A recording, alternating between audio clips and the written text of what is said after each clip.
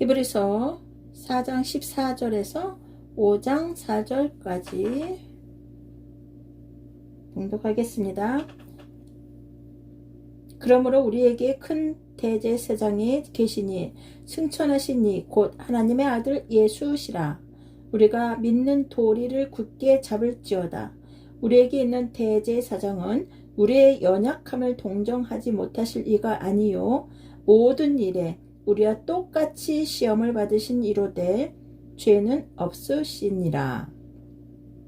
그러므로 우리는 긍휼하심을 받고 때를 따라 돕는 은혜를 얻기 위하여 은혜의 보좌 앞에 담대히 나아갈 것이니라.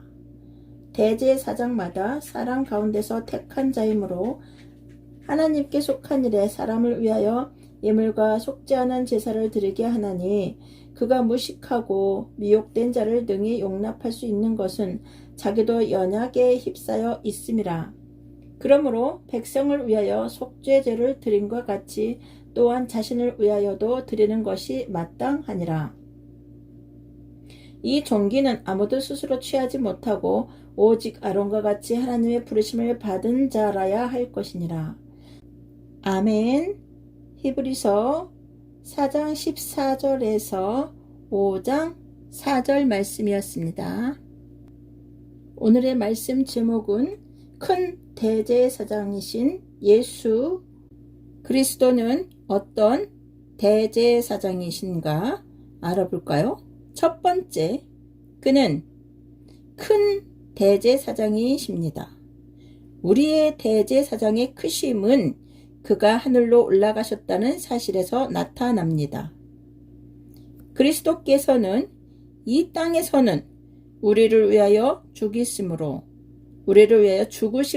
그의 대제사장직의 일부를 수행하시고 또 하늘에 오르셔서 자기 백성을 위하여 간구하심으로 또 다른 대제사장의 직분을 수행하십니다. 그리스도의 크심은 예수라는 그의 이름에서 드러납니다. 즉, 그는 그로 말미암아 하나님께 오는 모든 사람을 구원하실 수 있는 의사이시며 구세주이십니다. 두 번째는 그리스도는 위대하실 뿐만 아니라 그의 백성들에게는 자비로우시고 동정심이 많으신 귀한 대제사장이십니다. 15절 말씀 보시겠습니다.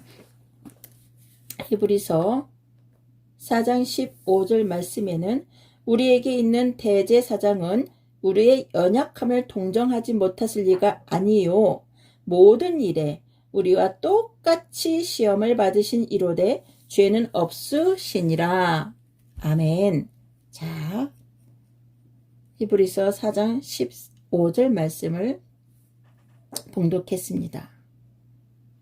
그는 우리의 연약함을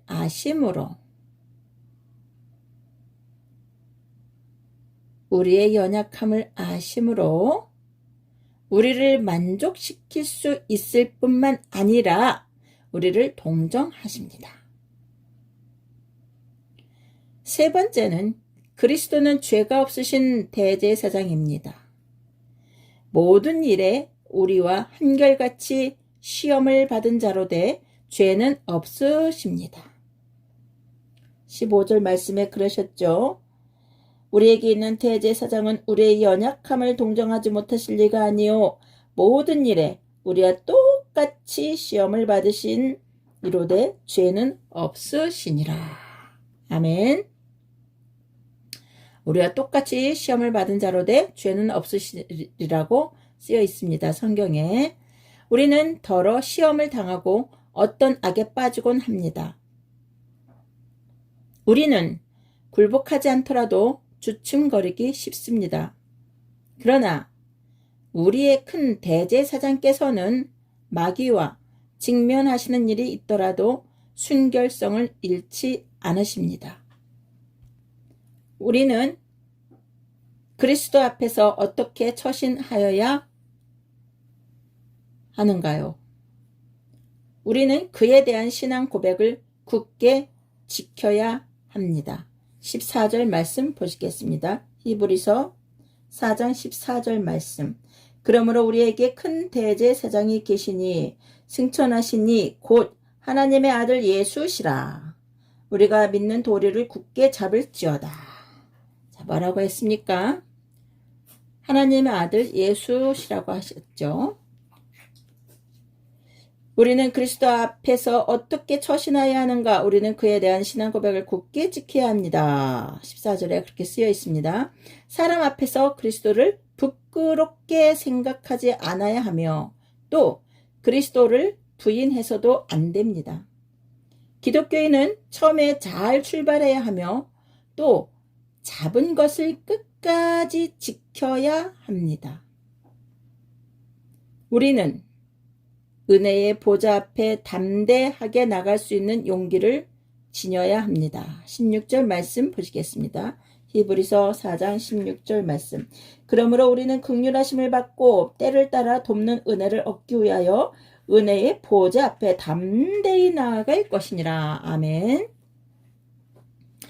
은혜의 보좌가 설치되어 있습니다. 아멘.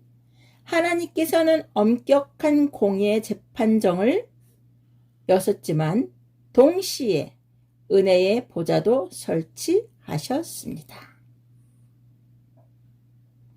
이 보좌는 은혜가 자유와 능력과 관대함으로 다스리며 작용하는 보좌입니다. 이 은혜의 보좌 앞에 나가서 우리가 할 일은 긍휼하심을 받고 때를 따라 돕는 은혜를 얻는 것입니다. 자비와 은혜는 우리에게 필요한 것입니다. 즉, 자비는 우리의 모든 죄를 사함받는 것이며 은혜는 우리의 영혼을 순결하게 해주는 것입니다. 자비를 구하기 위하여 이 은혜의 보좌 앞에 나아갈 때에 우리는 실로 믿음으로 구하고 의심치 말아야 합니다. 우리는 존경과 경외함으로 나아가야 하며 이것은 공의의 재판정이 들어서는 것 같이 끌려가는 것이 아니라 긍휼의 자리에 초대받아 가는 사람처럼 점잖게 나아가야 합니다. 이곳은 우리를 높이는 사랑이 넘치는 곳이며 은혜로 다스려지는 곳입니다. 그리스도가 우리의 대제사장이 되신다는 사실은 우리로 하여금 은혜의 보좌 앞에 나아갈 수 있는 확신을 줍니다. 그럼 대제사장이 되려면 첫째 사람의 대표가 되기 위해서는 사람이어야 한다는 것과 하나님께 나아가기 위해서는 하나님의 임명이 있어야 한다는 것입니다.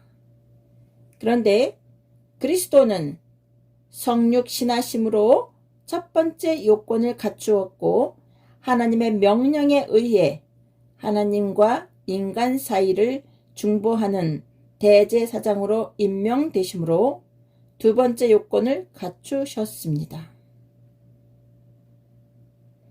구약시대의 대제사장들이 아론의 후손으로 반드시 하나님의 소명에 의해 속죄 제사를 드리는 직분을 수행한 것과 같이 그리스도는 하나님께서 아론의 반차보다 우월한 멜기세덱의 반차를 좇아 대제사장이 되게 하신 분입니다. 그래서 그리스도의 대제사장직은 모든 사람들의 영원한 구원의 근원이 됩니다. 그럼 히브리서 4장 14절 말씀에 그리스도께서 친히 대제사장이 되셔야 했던 이유는 무엇일까요? 그것은 구속자가 되기 위해서는 필히 인간을 대표하여 대신 죽을 수 있도록 죄가 없는 인간이어야 하며 인간의 사죄를 보증해 줄 권한을 가진 하나님이어야 했기 때문입니다. 그럼 히브리서 4장 16절 말씀을 보시게 되면은 그러므로 우리는 긍휼하심을 받고 때를 따라 돕는 은혜를 얻기 위하여 은혜의 보좌 앞에 담대히 나아갈 것이니라. 긍휼하심을 받고. 자, 그럼 긍휼이란 단어는 히브리어로 라하밈인데 일상생활에서 잘 사용하지는 않지만 성경에서는 종종 사용됩니다. 이 단어는 자궁이라는 뜻의 레헴의 복수형입니다.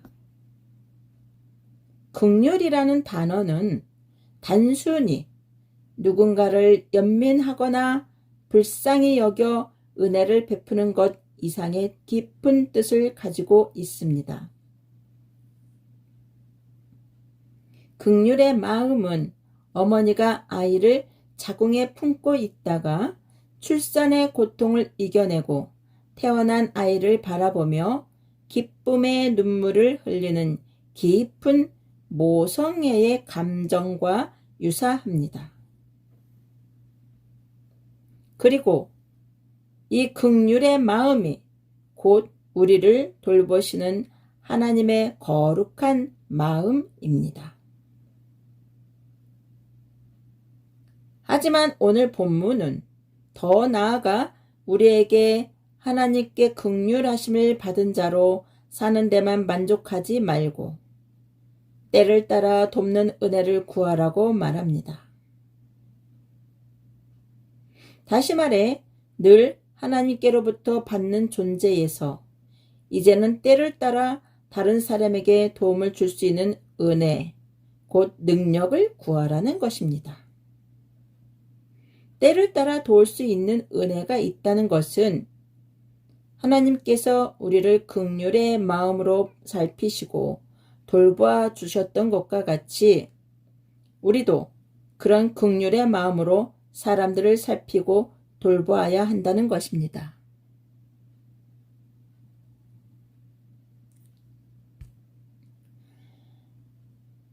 성도님들, 이 긍휼의 마음을 가지고 사람들의 여러 형편을 살피되 기쁘고 행복할 때보다 억울하고 차별을 당하는 이들에게 먼저 손을 내미는 그리스도인이 되기를 소망합니다.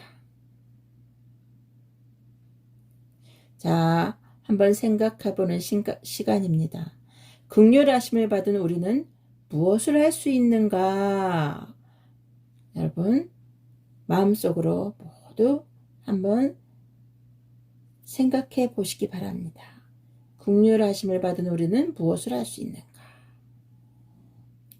기도하겠습니다.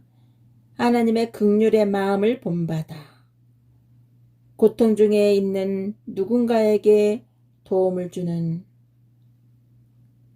우리들의 마음이 되게 하여 주시옵소서. 감사드리며 예수님 이름으로 기도드리옵나이다. 아멘.